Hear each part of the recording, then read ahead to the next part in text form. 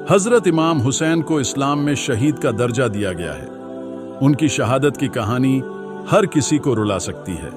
इमाम हुसैन की याद में ही मुहर्रम के महीने में उनकी शहादत को याद किया जाता है।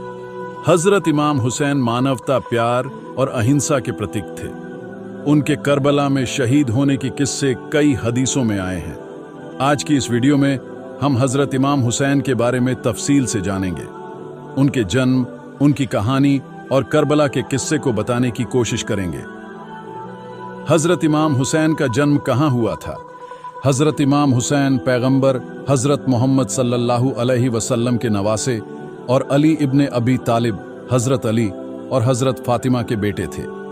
हजरत इमाम हुसैन का जन्म इस्लामिक कैलेंडर के हिसाब से 3 शाबान सन 4 हिजरी और 622 ईस्वी में हुआ था। अंग्रेजी के हिसाब से 8 जनवरी 626 ईस्वी में मदीना में हुआ था। हजरत फातिमा आप पैगंबर हजरत मोहम्मद की बेटी थी। इस हिसाब से हजरत इमाम हुसैन पैगंबर हजरत मोहम्मद के नवासे थे। हजरत इमाम हुसैन की कितनी औलादें थीं? हजरत इमाम हुसैन की कुल 6 औलादें थीं, जिनके नाम कुछ इस तरह है। इमाम जैनुल आबिदीन अली अल अकबर, इब्न अल हुसैन अली अल असगर, इब्न अल हुसैन, इमाम जाफर फातिमा सुगरा बिन्त हुसैन, सकीना बिन्त अल हुसैन। हजरत इमाम हुसैन की कहानी। हजरत अली के वफात के बाद मुआविया ने शासन किया, गद्दी पर बैठा, यानी इलाके का खलीफा नियुक्त हुआ। उस वक्त हजरत अली के बेटे हसन और हुसैन ने अपने पिता की वफात के बाद मुआविया के शासन को स्वीकार लिया था, लेकिन मुआविया की मौत के बाद उसका बेटा यजीद सत्ता हासिल करना चाहता था, जो कि बहुत क्रूर और अत्याचारी शासक था। मुआविया की मौत के बाद इलाके के लोग हजरत इमाम हुसैन को खलीफा बनाना चाहते थे, लेकिन यजीद ने लोगों में दहशत फैलाकर और पैसा देकर इलाके पर कब्जा कर लिया था। यजीद एक बहुत चालाक शख्स था। उसने सत्ता हासिल करने के लिए डर और दहशत वाला बहुत गलत रास्ता चुना। इलाके के सारे लोग हजरत इमाम हुसैन को खलीफा बनाने के पक्ष में थे, लेकिन यजीद के डर से चुप रहते थे, जबकि खलीफा बनने का हक सिर्फ हजरत इमाम हुसैन को था। यजीद को हर वक्त इसी बात का डर रहता था कि कहीं हजरत इमाम हुसैन सत्ता हासिल न कर ले, इसलिए वह लोगों को भी डराता रहता था, ताकि लोग उसके डर के वजह से हजरत इमाम हुसैन के समर्थन में न जाएं। सारे लोग यजीद से डरते थे, लेकिन हजरत इमाम हुसैन उससे बिल्कुल बेखौफ थे। हजरत इमाम हुसैन इंसाफ पसंद इंसान थे। वह सही तरीके से यजीद को सत्ता से हटाना चाहते थे, ताकि लोगों पर यजीद का जुल्म खत्म हो जाए और इलाके के लोग बेखौफ और प्यार से रहे। उस वक्त यजीद का शासन था। यजीद एक बहुत अत्याचारी आदमी था। वह वहां के लोगों को डराकर उन पर अत्याचार करके इलाके पर राज्य करता था।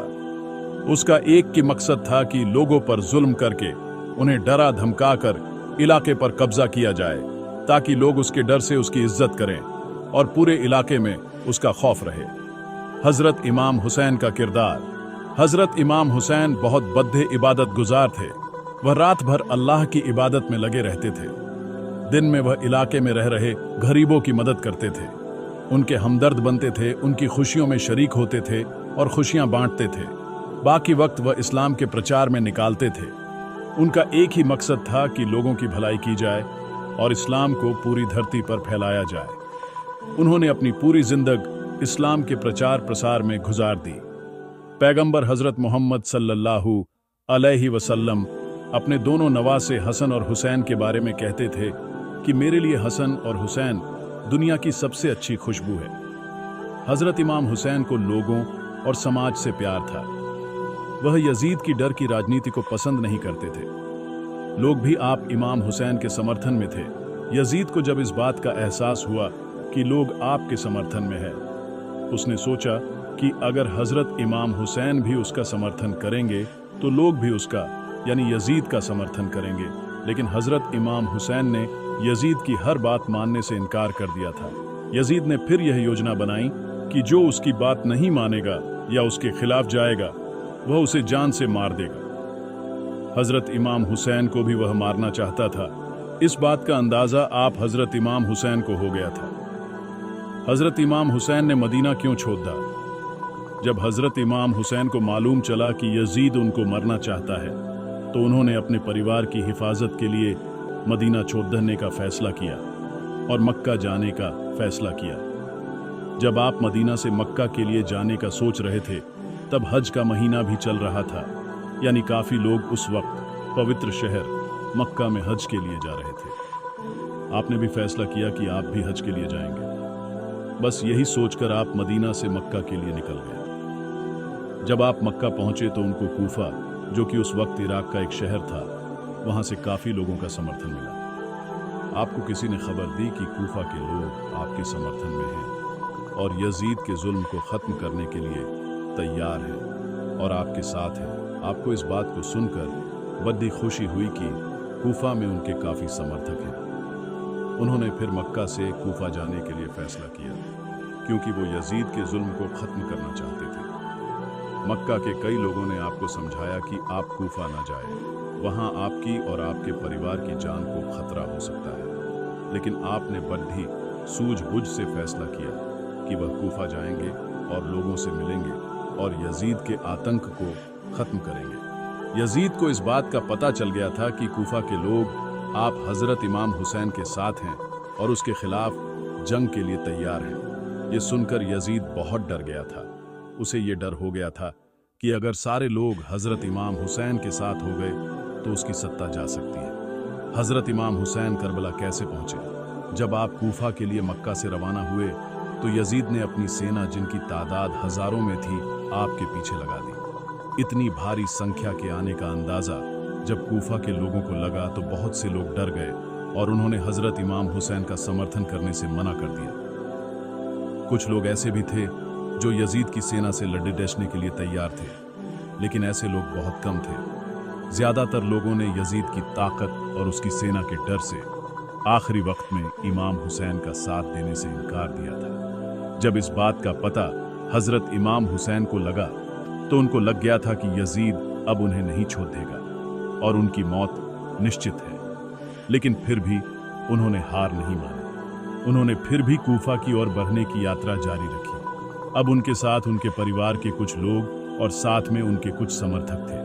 यजीद की सेना आपको कूफा नहीं जाने देना चाहती थी, इसलिए उन्होंने कूफा के रास्ते पर अपनी सेना लगा दी और इमाम हुसैन के काफिले को कूफा की जगह करबला की ओर जाने के लिए मजबूर किया। करबला, जो कि उस वक्त की एक बेहद जगह और गर्म रेगिस्तान था, जहां सिवाय बंजर जमीन के कुछ नहीं था। इमाम हुसैन और उनका काफिला, जिसमें कुल 72 लोग थे, जब मुहर्रम की 2 तारीख 61 हिजरी को करबला पहुंचे तब यजीद की सेना भी वहां पहुंच गई। मुहर्रम की 7 तारीख को यजीद की सेना ने करबला में मौजूद एक नहर, फरात नदी अलकमा नहर पर पहरा लगा दिया, ताकि हजरत इमाम हुसैन और उनका काफिला पानी नहीं पी सके और अगर पानी पीने आए तो उन्हें उसी वक्त मार दिया जाए। हजरत इमाम हुसैन फिर भी यजीद की सेना के सामने झुकने को तैयार नहीं थे। वह बिना पानी के अपना सफर करते रहे। करबला के रेगिस्तान की इतनी गर्मी में बिना पानी के रहना बहुत मुश्किल था। बिना पानी के हजरत इमाम हुसैन के बच्चे प्यास से तड़फने लगे, क्योंकि उनके पास न पानी बचा था न खाना। बिना पानी और भूख के रहते हुए उन्हें 2 दिन हो गए थे। इमाम 18 दिन हो गए थे। हुसैन करबला में यजीद से लड़ाना नहीं चाहते थे।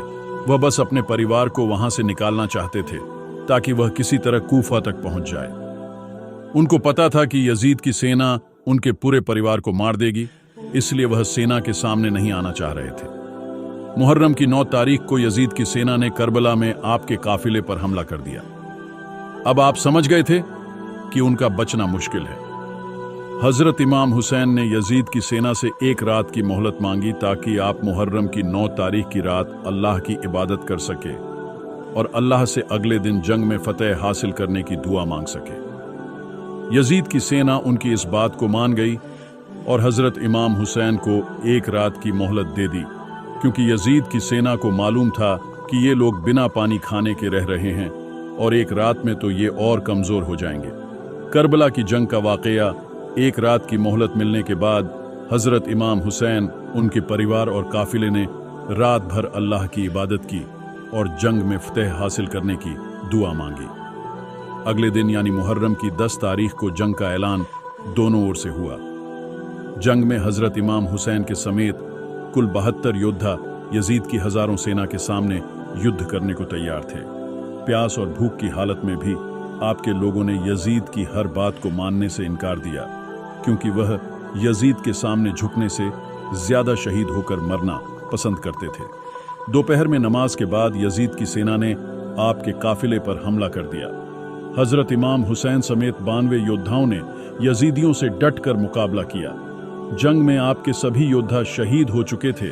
तब अकेले इमाम हुसैन ही अकेले बचे थे। बाकी कुछ महिलाएं, जिनमें एक आपकी यानी हजरत इमाम हुसैन की बीवी भी थी, वह तंबू में थे। तभी अचानक उनको अपने 6 महीने के बेटे अली असगर की आवाज सुनाई दी, जो कि 3 दिन से प्यास से तड़प रहा था। उनका बेटा भूख और प्यास से बेहाल था। उनकी माँ भी 3 दिन से भूखी प्यासी थी, जिसकी वजह से दूध भी नहीं पिला पा रही थी। आप हजरत इमाम हुसैन को अपने बेटे की यह हालत देखी नहीं गई और वह उसे अपने हाथों में उठाकर करबला में ले गए। उन्होंने यजीद की सेना को अपने बेटे को थोड़ा पानी पिलाने के लिए कहा, लेकिन उन्होंने पानी नहीं दिया और आपके बेटे के ऊपर तीर से वार कर दिया, जिससे आपके बेटे की उसी वक्त मौत हो गई और वह शहीद हो गए। उसके बाद यजीद की सेना ने हजरत इमाम हुसैन को बहुत बुरी तरह से कत्ल किया। इमाम हुसैन के शहीद होने के बाद उनका खुद्दा, जिसका नाम जुलजनाह था, वह तंबू में आया। उसके जिस्म पर खून के निशान थे, वह जख्मी भी था। तंबू में आते ही वहां मौजूद महिलाएं समझ गई थीं कि हजरत इमाम हुसैन शहीद हो चुके हैं। हजरत इमाम हुसैन के शहीद होने के बाद उनके खुद्दे जुलजनाह के साथ क्या हुआ, इसका कोई जिक्र या इसका कोई सबूत किताबों में नहीं आया है। यजीदियों ने तलवार से आपका मुबारक सर काटकर गली मोहल्लों में घुमाया था। उनका जुलूस निकाला गया था। ये देखकर हर किसी की आंख में आंसू थे, सिवाय यजीदियों के।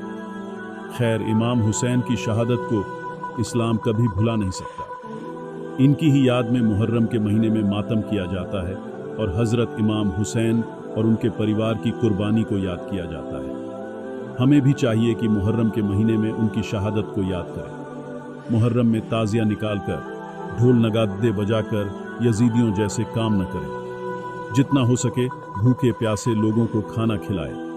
मुहर्रम की 9-10 तारीख को रोज़ा रखे और इमाम हुसैन की शहादत को याद करें।